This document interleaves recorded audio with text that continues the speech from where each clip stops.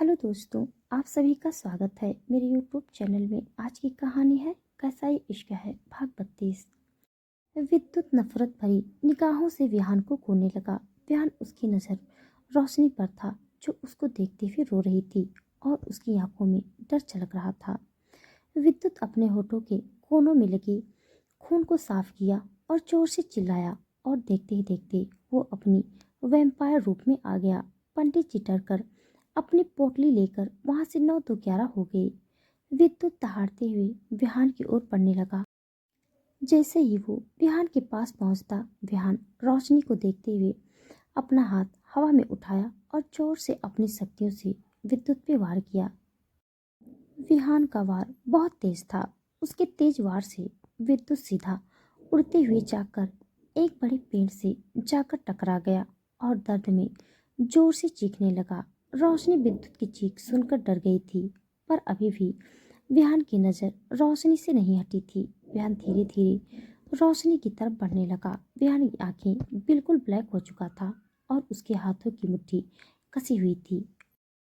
विहान जुनून भरी नजरों से देखते हुए रोशनी के बिल्कुल पास खड़ा हो गया। रोशनी विहान की आंखों में गुस्सा और दीवानगी देखकर डर गई थी और डर से अपने कदम पीछे लेने लगी थी। इससे पहले वो एक कदम पीछे ले पाती, विहान उसकी कमर से पकड़कर एकदम से अपने करीब खींच लिया और रोशनी के डरे हुए चेहरे को निहारने लगा। विहान की खींचे जाने से रोशनी के दोनों हाथ विहान के कंधे पर आ गए।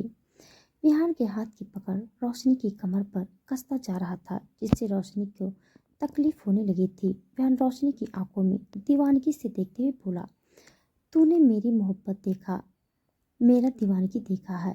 देख अब मेरा जुनून भी, क्योंकि अब मेरी दीवानगी हद पार कर चुका है। विहान की पकड़ रोशनी की कमर पर ज्यादा होने के कारण रोशनी को दर्द हो रहा था। वो कसमसाते हुए बोली, विहान तुम मुझे हर्ट कर रहे हो। विहान गुस्से भरी पर धीमी आवाज में उससे बोला, हर्ट? तुमने तो मुझे हर्ट किया है बेबी, अब तुम्हें इसकी सजा मिलेगी। रोशनी रोती आवाज में अपने आप को छुड़ाने की कोशिश करते हुए बोली, नहीं विहान, मैंने। विहान गुस्से में उसकी बात काट कर उसको पास करते हुए, क्या कहा था मैंने तुमसे? हाँ, कहा था ना मैंने कि तुमसे दूर जाने की कोशिश मत करना, और तुम यहाँ उससे शादी करने जा रही हो जिससे मैं नफरत करता हूँ। रोशनी रोते हुए, नहीं नहीं विहान, वो उसने लक्ष्य भा। विहान चिल्लाते हुए, बस वजह कोई भी हो, पर तुम्हें उसकी सजा जरूर मिलेगी। शादी करना चाहते थे ना तुम, चलो करते हैं शादी। विहान इतना बोलकर विद्युत की तरफ देखा, जो उसकी ओर ही गुस्से में बढ़ रहा था। विहान जोर से चिल्लाया और अपने एक हाथ को हवा में उठाया। उसके हाथ हवा में उठते ही हवा तेज चलने लगी और आसपास के सारे पेड़ झाड़ से ऊपर उठने लगा था। रोशनी डरी हुई आंखों से सब देख रही थी। उसका दिल डर से बाहर आने को था। आसपास के मोहल्ले एकदम भयानक हो गए थे और विहान उससे भी भयानक दिख रहा था। विहान सारे पेड़ को विद्युत के ऊपर फेंक दिया। सभी जगह धूल उठ रही थी। सारे पेड़ विद्युत के ऊपर था। अब तक वो अपनी इंसानी रूप में आ चुका था और पूरी तरीके से घायल हो चुका था। रोशनी सब देखकर बुरी तरीके से डर गई और अपने विहान की पकड़ से छुड़ाने की नाकाम कोशिश कर रही थी। विहान को रोशनी के ऐसे करता देख बहुत गुस्सा आने लगा। वो एकदम से रोशनी को गोद में उठा लिया और हवन कुंड की तरफ ले गया। नीचे उतार। रोशनी नीचे उतरते ही भागने की कोशिश की, लेकिन वो विहान उसका हाथ पकड़कर अपने करीब खींच लिया और उसके गर्दन के पीछे हाथ रख उसके चेहरे को बिल्कुल अपने चेहरे के पास किया और अपनी भयानक आवाज में बोला, नहीं रोशनी, ये गलती फिर से मत करना। तुम्हें पता है कि तुम मुझसे भाग नहीं सकती।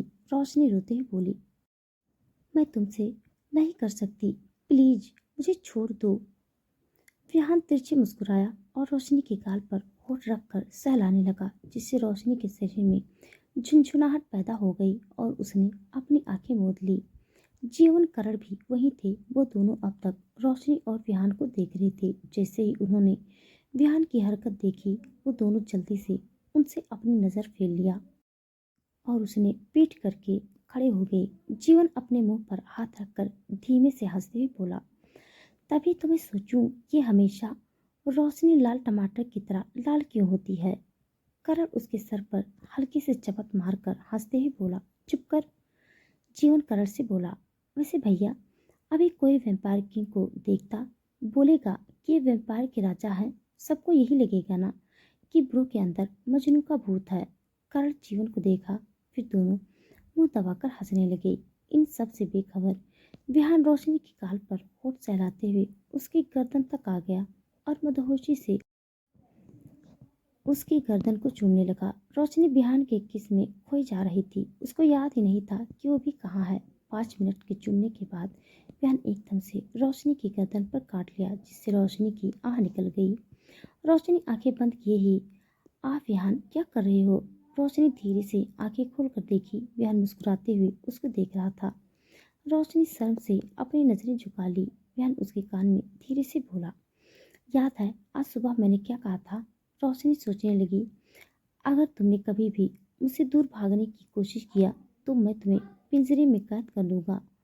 रोशनी को याद आते ही उसकी आंखें हैरानी और डर से बड़ी हो गई और वो डरी हुई आंखों से विहान को देखने लगी।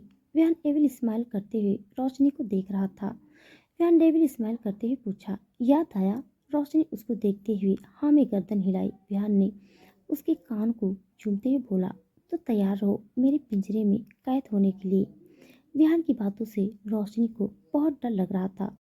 वो मन ही मन बोली, हाय मेरे फूटे कर्म, कैसा भाग्य मेरा। कल ही प्यार का इजहार हुआ था और आज पिंजरे में कैद करने की बात कर रहा है। हे भगवान, मुझे उठा लो। विहान एकदम से उसको गोद में उठाते हुए बोला, लो उठा लिया। विहान के ऐसे अचानक उठाने से रोशनी के डर के मारे चीख निकल गई और जल्दी से विहान की गर्दन में बाहें डाल लिया। विहान करण और जीवन को आवाज लगाया और अग्नि कुंड की तरफ देखा जो बुझ गया था। विहान के देखते ही कुंड में आग लग गई। वो आग इतना तेज था कि उसके प्रकाश से वो जगह पूरा जगमगा उठा।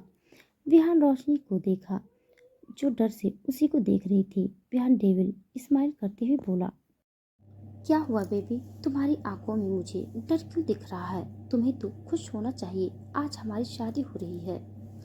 रोशनी विहान से बोली, नहीं विहान, ये गलत है। तुम मेरी मर्जी के बिना मुझसे शादी नहीं कर सकते। विहान उसकी बात सुनकर शैतानी हंसी हंसने लगा, जिसे देख रोशनी के डर के मारे हालत खराब होने लगा। विद्युत उसके चेहरे पर झुककर बोला, मर्जी? शायद तुम भूल गई हो, जब हम पहली बार मिले थे तो मैंने कैसे तुम्हारी मर्जी के बिना उठाकर लाया था और तुम्हारी मर्जी के बिना तुम्हारे करीब आया था। रोशनी के गाल विहान की बात सुनकर लाल हो गए थे और वो अपनी नजर झुका ली। विहान रोशनी को गोद में उठाए ही फेरे लेते हुए, विहान, पहला फेरा, आज से तुम्हारी मैं भगवान भी मैं शैतान भी। द्वितीय फेरा, अब से तुम्हारे हर खुशी और आंसू की वजह मैं बनूंगा। तीसरा फेरा, आज से पराये मर्द को तुम्हें छूने तो क्या देखने भी नहीं दूंगा। चौथा फेरा, दुनिया की हर नजरों से तुम्हें बचाऊंगा। अब से तुम्हारे ऊपर सिर्फ मेरा नजर होगा। पांचवा फेरा, तुम्हारे और मेरे बीच आने वाले हर कांटे मैं काट कर फेंक दूंगा। छठा फेरा, तुम चाहे मुझसे कितनी भी दूर जाने की कोशिश करो पर मैं तुम्हारी हर राह को अपनी तरफ मोड़ दूंगा। सातवां और आखिरी फेरा, तुमसे इतना प्यार करूंगा कि उस प्यार का न हद होगा न सीमा। अब से तुम मेरी जुनून पागलपन देखोगी। इसके साथ ही फेरा पूरा हुआ। रोशनी आंसू भरी आंखों से विहान को एकटक देख रही थी। विहान रोशनी को नीचे उतारा, फिर झुककर थाली पर रखे सिंदूर को मुट्ठी में भरकर रोशनी की मांग में भर दिया, जिसके साथ ही रोशनी अपनी आंखें बंद कर ली।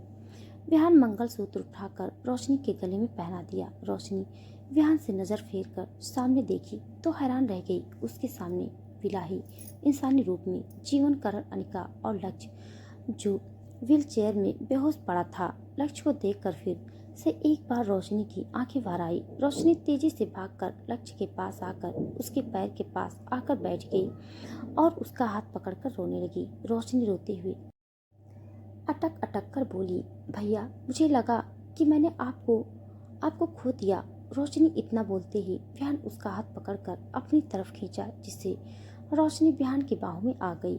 इस वक्त रोशनी का चेहरा बिल्कुल बिहान के चेहरे के पास था और दोनों अपने चेहरे पर एक दूसरे का गर्म सांसें महसूस कर रहे थे। बिहान रोशनी की आंखों में देखते हुए बोला, तुम्हें क्या लगा बेबी, मैं तुमसे जुड़ी किसी भी इंसान को कुछ होने दूंगा? रोशनी रोते हुए अपनी नजरें नीचे कर ली। उसको अब इतना हिम्मत नहीं था कि वो बिहान से नजरें मिलाए। बिहान उसके गाल को चूमा और बोला, चलो शादी हो गया, अब बड़ों का आशीर्वाद लेते हैं। बिहान इतना बोल रोशनी का हाथ पकड़ विलाही के सामने ले गया। बिहान बोला, माँ आशीर्वाद दीजिए। फिर दोनों विलाही की आशीर्वाद लिए। रोशनी अभी भी अपनी नजर नीचे करके खड़ी थी। विलाही रोशनी के सर पर हाथ फेरा और बोली, पहला दिन जब हम मिले थे तो ठीक से बात नहीं हो पाया। अब दूसरी मुलाकात में तुम मेरी बहू के रूप में सामने खड़ी हो। तुम्हारी शादी किसी आम इंसान के साथ नहीं हुआ है बच्चे। इस शादी के साथ बहुत सारी मुसीबतें भी आने वाली हैं, जिसके लिए तुम्हें तैयार रहना है। फिर बिलाही रोशनी के गले लग गई और धीरे से उसके कान में बोली, और सबसे बड़ा मुसीबत तुम्हारे पति हैं। तुमने जो किया उसका सजा तो वो तुम्हें देकर रहेगा। विलाही रोशनी से अलग हुई। रोशनी आंखें बड़ी बड़ी करके विलाही को देख रही थी। तभी विलाही हंसी कंट्रोल करते हुए आंखों में विहान की तरफ इशारा किया। रोशनी तिरछी नजरों से विहान को देखी जो उसको घूर रहा था। रोशनी जल्दी से उससे नजर हटा लिया और फिर से विलाही के गले लग गई और धीरे से रोंती आवाज में बोली, सासू माँ, अब तो आप मेरी माँ समान है, प्लीज आपके राक्षस बेटे से मेरी रक्षा कीजिए। रोशनी की ये बात धीमी आवाज में बोली थी, पर वो बुद्धू बार बार भूल जाती थी कि वो इंसान के बीच नहीं, वैम्पायर के बीच में खड़ी है। रोशनी की बात सुनकर सब मुंह दबाकर हंसने लगे, पर बिहान रोशनी को घूर रहा था। विलाही अपनी हंसी कंट्रोल करते हुए रोशनी के सर सहलाते हुए बोली, ओह बहू, तुम मेरी बेटी की जैसी हो, पर तुम्हें पता है तुम्हारी सासू माँ भी तुम्हारे राक्षस पति से डरती है। रोशनी झटके से विलाही से अलग हुई और हैरानी से विलाही को देखी। विलाही उसको देख हाँ में गर्दन हिलाई। विहान झटके से रोशनी की कमर पकड़ अपनी तरफ खींचा और उसके पीछे से उसको पकड़कर उसके चेहरे को अपने चेहरे के बिल्कुल पास ले आया। उसके ऐसे करने से रोशनी के मुंह से आह निकल गई। विहान उससे बोला, नो बेबी, इस बार तुम्हें कोई बचा नहीं सकता। रोशनी मासूमियत से उसको देखकर अपनी पलकें बार बार झपकाने लगी। उसकी क्यूट हरकत देखकर कोई भी पिघल जाता, पर विहान का एक्सप्रेशन एकदम सख्त था। रोशनी मुंह बनाकर मन ही मन बोली, खड़ूस कहीं का। विहान उसके कान के पास अपने होठ ले जाकर सेडेक्टिव आवाज में धीरे से बोला, आज रात मैं बहुत कुछ करूंगा। सारी रात कमरे में तुम्हारी सिसकियां गूंजेगी। रोशनी विहान को हैरानगी भरी नजरों से देखी। विहान की बात सुनकर रोशनी के गाल एकदम से लाल कश्मीरी सेब की तरह हो गए थे। वो विहान से दूर भाग जाना चाहती थी, पर विहान की पकड़ से वो 1 इंच भी हिल नहीं पा रही थी। जीवन करण से मन में बोला, भाई विहान ब्रो, शर्म नाम की चीज को कहीं भूल कर आए हैं क्या? उनको पता है हम सब सुन सकते हैं। फिर भी करण अपने माथे पर उंगली रगड़ते हुए बोला, हमारे सामने तो तब भी ठीक है, पर रानी माँ और अनु भी यही है। करण और जीवन दोनों विलाही और अनिका को देखे। अनिका और विलाही की चेहरे भी शर्म से लाल हो गए थे।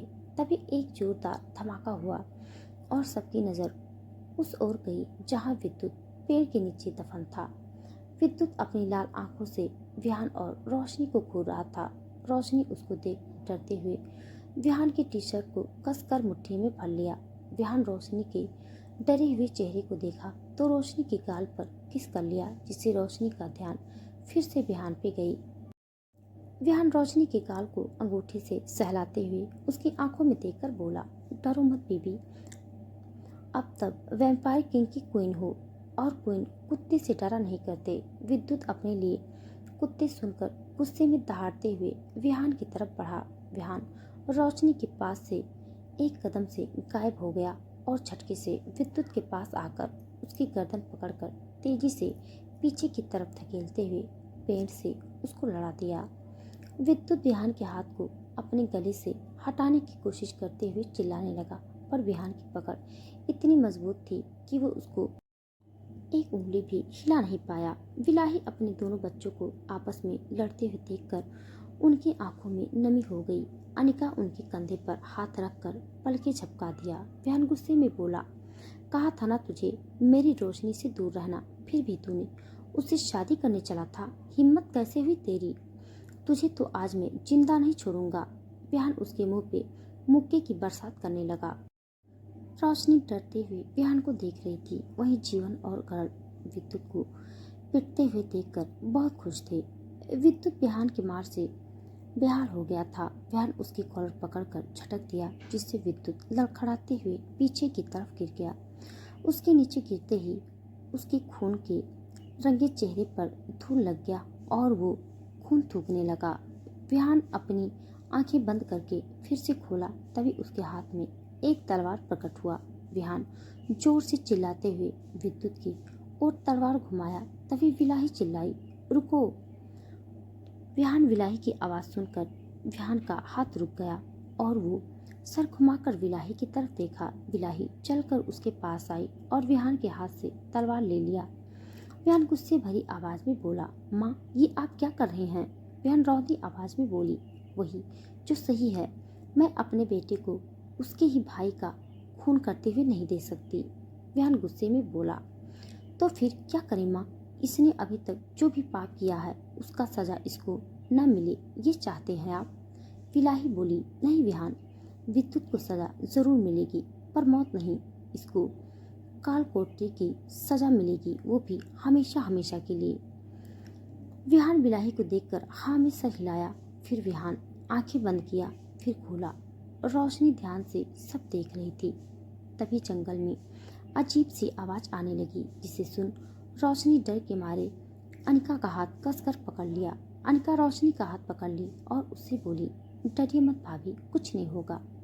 रोशनी अनिका की तरफ देखी। अनिका के मुंह से भाभी सुनकर उसको बहुत अच्छा लग रहा था।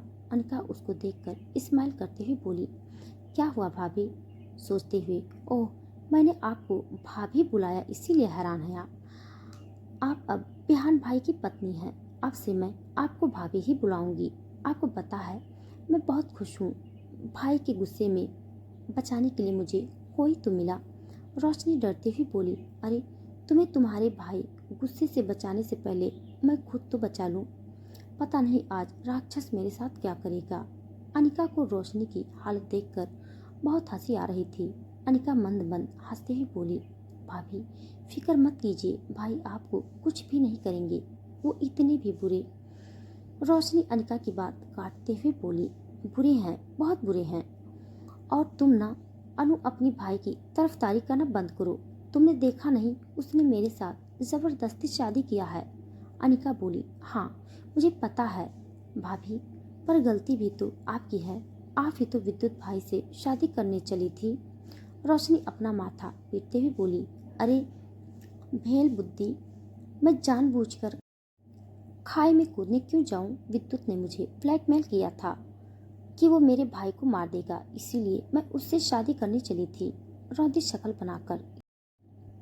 इसीलिए शायद बिहान मुझसे गुस्सा है और मैंने उसकी शादी के लिए मना करके उसके गुस्से की आग में घी डालने का काम कर दिया। फिर रोशनी एकदम से अनिका से, अनु तुम तो तुम्हारी भाई की लाडली हो ना, और मेरी प्यारी सी ननद हो ना, प्लीज बिहान के गुस्से से बचा लो। अनिका उसकी बात सुनकर सक पकाकर बोली, नहीं भाभी, आप चाहे तो मुझे एक दिन गटर में रहने के लिए कह दीजिए, कहिए मैं रह लूंगी, पर भाई का गुस्सा मैं नहीं झेल सकती। वैसे भी भाई मुझसे भी गुस्सा है। इतना बोलते हुए अनिका विहान को देखी। उसके वेम्पायर थे जो विद्युत को ले जाने आए थे। विहान वेम्पायर हवालेदार को विद्युत को ले जाने को बोला। फिर वो 3 वेम्पायर विद्युत को उठाकर ले गए। उसके जाते ही विहान रोशनी को देखा, जो डरी हुई नजरों से उसको देख रही थी। रोशनी अपने मन ही मन बोली, लग गई, आज तो तू गई रोशनी।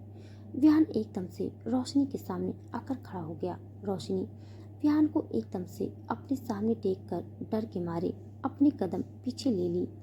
तभी विहान उसका हाथ पकड़कर अपनी तरफ खींचा और उसको गोद में उठा लिया। रोशनी चौंकते हुए विहान के मुंह ताकने लगी।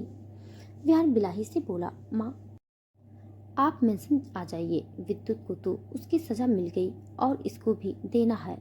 विहान इतना बोलते हुए रोशनी को देखा, फिर उसको लेकर वहां से गायब हो गया। बिलाही, अनिका, करण और जीवन सर हिलाकर एक साथ बोले, खत्म। तो दोस्तों आज के लिए बस इतना। इसके आगे का भाग जानने के लिए आप सब मेरे साथ बने रहिए। हमारी कहानी आप